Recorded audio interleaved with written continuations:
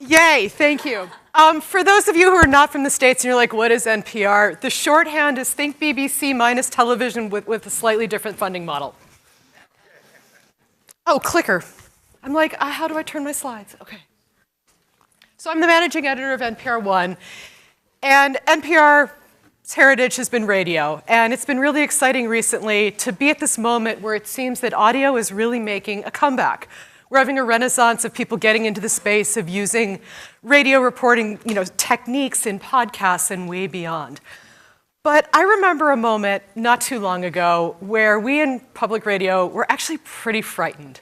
We were supposed to up our digital game. And at the time, digital meant stories that you write using words to be read like on a screen. And we were audio people. We were used to telling stories using fleeting sounds. This was our art. We transported people through this art form. And that sounds a little earnest, and it probably was. And so they made fun of us, of course, for it. If you're not from the States, sketch on Saturday Night Live called Delicious Dish, where they made fun of public radio. But truth be told, this was a moment when we were becoming just about as retro as Delicious Dish. Radio listening was in free fall. People were abandoning radio in favor of other forms of getting their news. Audio just wasn't really a player at the moment. And this was terrifying to us because this was what we did.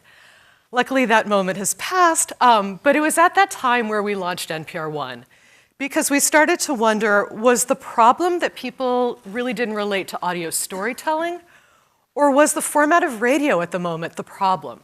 So with NPR One, we were trying to really reinvent radio. I mean, this was a moment where we were used to the platforms where we got our news and information and our entertainment being personalized to us, available on demand, and localized. We could interact with them. I mean, think about TiVo, think about Netflix, think about Google knowing where you are. This was the rest of the radio or the media landscape.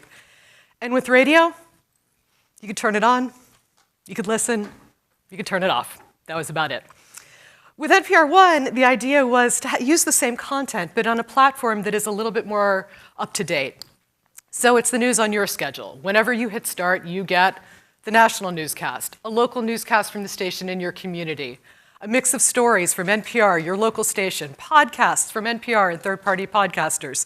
So it's really having this mix that you can skip through. There's an algorithm that learns a little bit about what you like. You can share, you can mark things as interesting, and you can really interact with it. Localized to you, editorially responsible algorithm. This is kind of the heart and soul of NPR One. And I know we bash algorithms a lot for leading us down the filter bubble hole to fake news and cat videos and all the evils of modern media. But we were talking yesterday about metrics, and there was a lot of pushback, from folks that were being interviewed in the research paper that were saying, metrics really works against this sense of editorial integrity. And I think we have to pause, both in bashing metrics and bashing algorithms, because in a lot of ways, these are our modern editorial tools. And like all editorial tools, they can be used for good, and they can be used for evil. And the question is, how do you use them? At NPR, we are trying to use algorithms in an editorially responsible way to make sure that you get the important news of the day, to give you a dose of serendipity to expand your horizons, and to actually run a little check to make sure that you're not getting yourself into a filter bubble. So there are moments where we actually do put a different point of view in your feed of content because we see you've gone too far in one direction. So it's really in how you use the algorithm. Because you can like and you can skip and you can mark things as interesting, we've got a lot of information to feed the algorithm. But long before Apple Podcast metrics, we were getting a lot of great data about how listeners were using our storytelling, when they were bored and skipped, what really held their ears, and we've been able to do a lot of analysis to try to figure out how we improve our storytelling in newscasts, in feature reports, on-air interviews, and podcasts. And in a lot of ways, NPR's podcast strategy has really been informed a lot by what we've seen on NPR One. As we see things really working in the space, we can double down on them. So NPR, like a lot of podcasters, started with very immersive, beautiful, long-form storytelling like we do with the show Invisibilia. But we also started to see that folks wanted their news when they wanted it, not when we as broadcasters chose to put it on the air, which led us to think about, hey, let's start, dealing with current affairs and politics. We launched the Politics podcast. We used a lot of NPR One data to really refine it. It was a huge hit for NPR.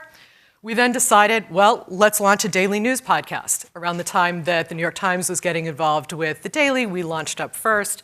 Once again, we saw that news consumers were very into getting not just entertainment when they wanted it, but news as well.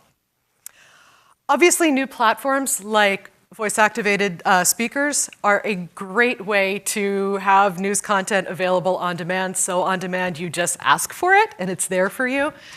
We've found that it's been a great platform and very successful for distributing our newscasts. We're now trying to figure out how to better surface the reports and interviews that you hear on our news magazine shows. We're looking at new, cool, innovative ways to interact with content. Should there be a wait, don't tell me news quiz? Should we be doing choose your own adventure storytelling to help people experience different concepts? So it really is a new platform with all sorts of new opportunities for content and ideas. This panel is, talking about how Google and Siri and voice-activated speakers and Alexa and podcasts are really raising up voice. But I want to caution us from getting too hung up on the technology that we're using to get stories to people. We talk a lot about podcasts versus radio and NPR One versus smart speakers and this versus that. And I think back to the early days of podcasting, oh so long ago, when there was really this almost war between radio and podcasts. And in a lot of ways, I thought of it at the time almost as a generational proxy war, where radio was made by older people for older people, and podcasts were really made by younger people for a different generational sensibility. I think those two worlds are starting to merge, and we see less of that generational proxy war, but we still are seeing a bit of a platform war, or we talk about a bit of a platform war in the industry. And I think that's because we as folks in the industry are very familiar with our workflows. We're very familiar what story started off as a radio piece, what story started off as a print piece. We're very familiar with the New York Times was a print company, and NPR was an audio company. But frankly, the listeners don't give a damn. They just want the content that appeals to them, that they find trustworthy, and is available on the platform that they're comfortable in using at the moment. So more and more, we're thinking less about, did it originate as a radio piece? Did that originate as a podcast? Because ultimately, it's often both. Invisibilia is a podcast, it's also a radio show. Up First is a podcast made out of something from a radio show, and it goes on and on and on. It's kind of been fun being at an academic conference. Everybody's been name-checking the theories that go behind their work, so I feel like I got to get on board here. Believe it or not, and I rarely have a chance to talk about this because everybody would think I'm a complete public radio nerd, a lot of my thinking about content and platforms is actually rooted in uses and gratifications theory. And some of you guys may diss the theory, whatever. I found it really useful. In a lot of ways, no matter what platform or what kind of storytelling you're talking about, people are coming to it for three reasons when you're talking about news platforms. The first is to get information. The second, for entertainment. And the third, to have this sense of human connectiveness. And no matter what platform we're talking about or what piece of content we're talking about, the most successful ones actually are doing all three. They're entertaining people, informing people, and giving a sense of human connection. And I think audio is particularly powerful at that, and it's one of the things that NPR has really had as its hallmark and its strength, is that we're giving you the news of the day, we're bringing you great stories in the form of the classic driveway moments we talk about, and we're doing it with a human voice, which has that sense of community and connectedness inherent in it. And as we move into the platforms of the future, those three things are going to be, really our hallmark. Sure, we've got great data journalists, we've got great journalists who write news copy for our website, but ultimately audio is our core, and we're aggressively trying to figure out how do we make sure that that kind of storytelling is in all the platforms that we have available to us today, and all of the ones that are going to come in the future. Thank you.